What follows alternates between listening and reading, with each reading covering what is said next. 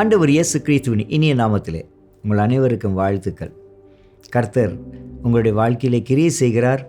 நீங்கள் தொடர்ச்சியாக நீங்கள் இந்த சத்திய வசனம் நிகழ்ச்சியிலே நீங்கள் இணைந்து நடக்கிறீர்கள், பயணிக்கிறீர்கள். உங்கள் அத்தனை பேருக்கும் வாழ்த்துக்கள். தொடர்ந்து பயணிப்போம். மற்ற நண்பர்களுக்கும் இந்த சத்திய வசன நிகழ்ச்சியை அறிமுகம் செய்து வைப்போம். காரணம், நீங்கள் பெற்றுக்கொண்ட நன்மையை அவர்களும் பெற்றுக்கொள்ளட்டும்.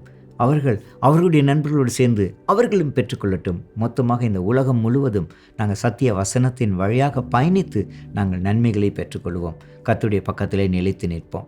இன்றைக்கு நான் உங்களோடு பேச யோசித்த ஒரு விஷயந்தான் இந்த நீதிமொழிகள் புத்தகம் தான். நீதிமொழிகள் புத்தகம் எப்பொழுதுமே எனக்கு ஒரு பாடமாகி போகிற ஒரு நிலைமை. ஏன்னா அது எங்கள் வாழ்க்கையை பற்றி அடிக்கடி பேசுகிறதுனால மாத்திரமில்லை, நாங்கள் அதில் நிலைச்சு நிற்க வேணுமென்றதுக்காக ஏராளமான விஷயங்களை சொல்லுகிறது. நான் திரும்ப பார்த்து வாசிக்கிற ஒரு புஸ்தகம் தான் நீதிமொழிகள் 3வது அதிகாரத்திலே இருந்து தான். இந்த நீதிமொழிகள் 3வது அதிகாரத்திலே 4-5 வசனங்கள் இப்படி போடுகிறது. அப்பொழுது நீ இறைவனின் பார்வையிலையும் மனிதனின் பார்வையிலையும் தயவையும் நட்பெயரையும் பெறுவாய். கடவுளுடைய பார்வையிலையும் மற்றவனுடைய பார்வையிலையும் எப்படி நான் நட்பெயரை பெறுவது? ஒருவேளை நீங்களும் கடவுளுடைய பார்வையிலே பெற்றுக்கொள்கிறோன்னு வச்சுக்கோங்க. சுற்றி இருக்கிறவங்களுடைய பார்வையில் நட்பெயரை பெற்றுக்கொள்ளாமல் போனால் அதனுடைய விளைவு என்ன? ஆனால் அதுக்கு தான் ஆண்டவர் இந்த நீதிமொழிகள் புஸ்தகத்தின் வழியாக எங்களுக்கு பேசுகிறது. எப்படி இதை நான் பெற்றுக்கொள்ளலாம் தெரியுமா? எப்படி? உன் வழிகள் எல்லாம் நீ அவரை ஏற்றுக்கொள், அவர் உன் பாதைகளை நேராக்குவார். எப்படி?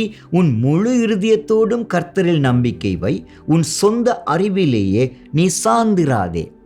அது அப்படி சார்ந்திருந்தால் நீ அவருக்கும் இந்த சமுதாயத்துக்கும் ஏற்ற நபராக இருக்க மாட்டாய். அவ்வளவுதான்.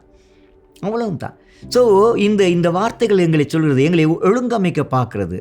இந்த வார்த்தைகள் எங்களுக்கு செல்வாக்கு செலுத்தினால் நான் நேராக நடக்கிறதுக்கு எனக்கு வாய்ப்பு இருக்குது. அப்போ எனக்குள்ள ஒரு விஷயத்தை நான் பார்க்குறேன், இது எப்படி என்னை இன்ஃப்ளூயன்ஸ் பண்ணும். நான் என்னுடைய எண்ணத்திலே வாழ்ந்தால் அது எப்படி எனக்கு என்னுடைய வாழ்க்கையில் செல்வாக்கு செலுத்தும்.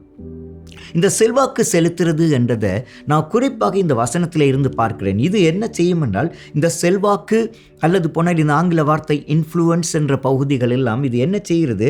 மற்றவர்களின் செயல்கள், வார்த்தைகள், கலாச்சாரம் அல்லாட்டி அவர்களுடைய அணுகுமுறைகளை எங்களுடைய முடிவுகளிலே மறைமுகமாக தாக்கத்தை ஏற்படுத்தக்கூடியது. நான் ஒரு விஷயத்தை செய்கிறதுக்கு நான் போகிறேன், ஆனால் நான் அதை செய்கிற நேரம் மற்றவர்கள் எடுத்த முடிவு எனக்குள்ளே மறைமுகமாக எனக்கு தாக்கத்தை ஏற்படுத்தி நான் அந்த வழியிலே நான் என்னுடைய விஷயத்தை செய்ய பார்க்குறேன். உங்களுக்கு நிறைய பேருக்கு தெரிந்திருக்கும், எங்களுடைய நாட்டிலேயும் இது ஒரு குற்றச்சாட்டு போலவும் இருக்கிறதை நான் பார்த்துருக்கிறேன். ஒரு சில நாடுகளுக்கு நான் போன பொழுது நான் அதனை நேரவாகவே நான் பார்த்தும் இருக்கிறேன். நம்முடைய நாட்டிலிருந்து யுத்தம் காரணமாக வெளிநாடு போனவர்களே அநேகர் தவறான பத்திரங்களை கொடுத்து, தவறான சாட்சிகளை கொடுத்து அந்த நாட்டிலே அவர்கள் நிரந்தரமான குடியேற்றத்தை, அவர்கள் வீசாக்களை பெற்றுக்கொண்டார்கள் என்று நான் கேள்விப்படுகிறேன். ஒரு சிலரை எனக்கு தெரியும். ஆனாலும் அந்த நாடு அவர்கள் ஏற்றுக்கொண்டு விட்டது. அவர்களுடைய அந்த பொய்கள் அந்த காலத்தில் ஏற்றுக்கொள்ளத்தக்க பொய்களாக மாறிவிட்டது. அதுக்கு காரணம் இன்ஃப்ளூயன்ஸ். மற்றவர்கள் எல்லாரும் செய்கிறதை நான் மறைமுகமாக நானும் செய்தால் என்ன, எனக்கும் அது ஒரு மாற்றத்தை தரும் என்று சொல்லி. ஒருவேளை இந்த பார்த்து கொண்டிருக்கிற அன்பானவர்களே, ஒருவேளை உங்களுடைய மனதிலே கூட நீங்கள் ஏதோ ஒரு தீர்மானத்தை இந்த நாட்களே நீங்கள் எடுக்கக்கூடும்.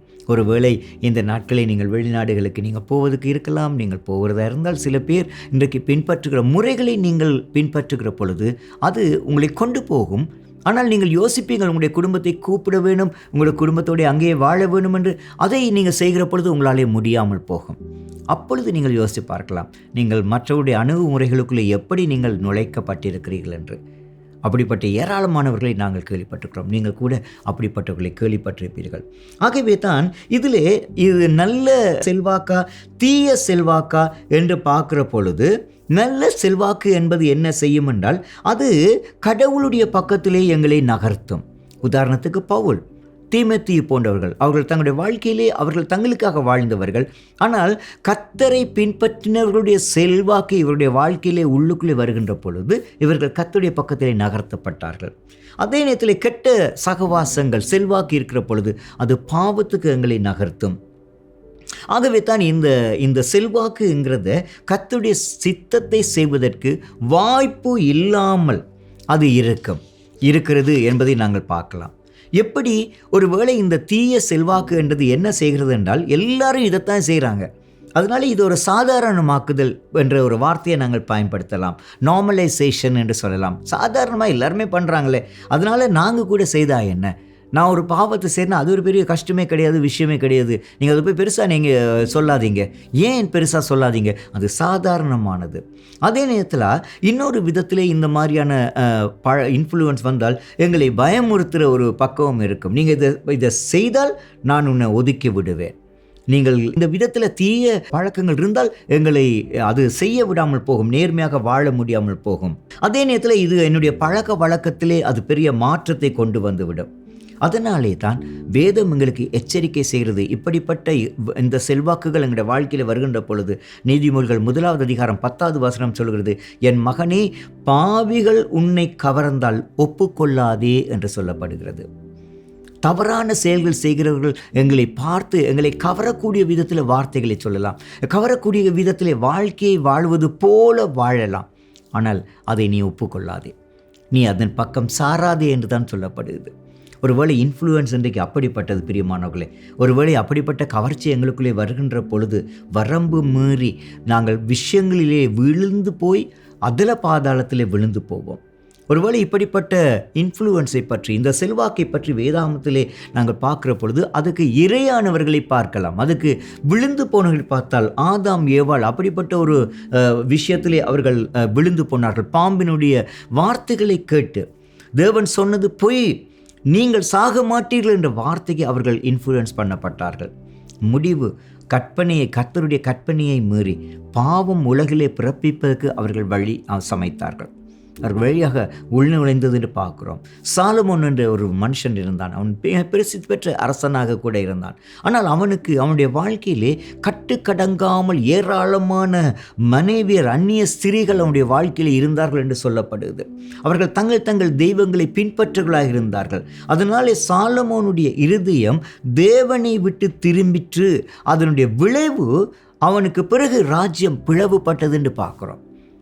அவன் கர்த்தருக்கு முன்பாக நிலைத்து நிற்க வேண்டிய ஒரு நபர், ஒரு காலங்களில் நிலைத்து நின்றார், சேர்ந்திருந்தார். ஆனாலும் அநேக ஸ்திரீகள் அவனுடைய வாழ்க்கையிலே உள்நுழைய ஆரம்பித்ததன் விளைவாக அவன் தன்னை வீழ்ச்சி நிலைமைக்கு கொண்டு போனான். அது அவர்களை செல்வாக்கு செலுத்த ஆரம்பித்தது. பேதுரு ஒரு சந்தர்ப்பத்திலே அப்படி இருந்தார். கலாத்தியர் 2வது அதிகாரத்திலே 11-14 வசனங்களிலே சில யூதர்கள் வந்த பொழுது பேதுரு புறஜாதிகள் என்று சொல்லப்பட்ட நபர்களிலிருந்து விலகி அவர் ஒரு மாய்மாலமான நடத்தையை காட்ட ஆரம்பித்தார். அது காரணம் அவர் இருந்த அந்த நபர்கள் அவரை பார்த்து குற்றம் சொல்லக்கூடும், நீ இவர்களோடு இப்படி நடக்கிறாயா? ஆகவே அவன் இன்ஃப்ளூயன்ஸ், அவனுடைய சொந்த மக்களுடைய அந்த செல்வாக்கினாலே பயந்து அந்த இடத்திலே விலகினார் என்று பார்க்கிறோம். இஸ்ரவேல் ஜனங்கள் தங்களுடைய வாழ்க்கையிலே அவர்கள் இடம் பெயர்ந்து போனார்கள். அதன் விளைவாக மோசே 40 நாள் கர்த்தரோடே பேச போனான். பேசுகிற பொழுது அவர்கள் பயந்து, அவர்கள் தங்களுக்கு முன்பாக தலைவர் இல்லை என்று சொல்லி அவர்கள் இன்ஃப்ளூயன்ஸ் பண்ணப்பட்டு செல்வாக்கினாலே உந்தப்பட்டு தவறான கன்றுக்குட்டிகளை வார்ப்பித்தார்கள். முடிவு 20,000க்கு மேலே அதிகமானவர்கள் வேதம் சொல்கிறது மரித்து போனார்கள் என்று சொல்லப்படுகிறது. ஒருவேளை இதை எப்படி கையாளுவது? இப்படிப்பட்ட நிலைமையில் இருக்கிற பொழுது பிரியமானவர்களே, கர்த்தருடைய வார்த்தையை பின்பற்றுவது மாத்திரமே, கர்த்தருடைய வார்த்தைக்கு செவி கொடுப்பது, அதாவது கர்த்தருடைய வார்த்தைக்கு விலகி இருந்து வரக்கூடிய இந்த செல்வாக்கில் இருந்து நாங்கள் விலகி ஓடுவது, நல்ல நல்ல செல்வாக்குகளை தெரிவு செய்து நாடுவது. தானியேல் அப்படிப்பட்ட நிலைமையில் இருந்தார். ஷட்ராக், மேஷாக், நேகோ அவர்கள் அந்த எந்த விதமான செல்வாக்கிலிருந்து அவர்கள் விலகி இருந்தார்கள். எஸ்தர் என்ற பெண்மணி, அவள் சரியான விதத்திலே செல்வாக்கு செலுத்தப்பட்டவளாக அவள் வாழ்ந்தாள். ஆண்டவர் இயேசு கிறிஸ்து அவர் எந்த விதத்திலேயும் அவர் விழுந்து போனதில்லை. செல்வாக்கை சரியான விதத்திலே அவர் பிரயோகித்தார். ஒருவேளை பிரியமானவர்களே, இப்படிப்பட்ட நபர்கள் எங்களுக்கு முன்பாக வாழ்ந்து காட்டினவர்கள் இருக்கிறார்கள். ஆகவே வாழ்ந்து காட்டு வருகிற பொழுது இந்த ரோமர் 12வது அதிகாரம் 2வது வசனத்தில் சொல்லப்பட்டது போல இந்த உலகத்துக்கு ஒப்பாக நாங்கள் வாழ வேண்டிய அவசியம் இல்லை. இந்த உலகம் என்னைக்கும் உங்களுக்கும் எங்களை செல்வாக்கை செலுத்தும் ஏராளமான பகுதிகள் உண்டு பிரியமானவர்களே. இந்த செல்வாக்கு எங்களுக்குள்ளே நிரந்தரமான பிரிவை நானும் நீங்களும் சந்திக்க வேண்டி வரும். ஆனால் உலகத்தை விட்டு தேவனை சார்ந்த வாழ்க்கையை நாங்கள் சாருகிற பொழுது அது எங்களை இன்னுமாக செல்வாக்கு செலுத்த ஆரம்பிக்கும். தேவனோடு நித்தியத்தை நோக்கின பயணத்திலே பயணிக்க வைக்கும். ஒரு விசை இன்றைக்கு நாங்கள் யோசித்து பார்ப்போம், எங்களை இந்த செல்வாக்கு செலுத்துகிறது எது? செல்வாக்கு செலுத்துபவர்கள் என் வாழ்க்கையில் யார்? கர்த்தருக்கு பிரியமான விதத்தில் என்னை வழிநடத்த உதவுகிறதா இல்லையா?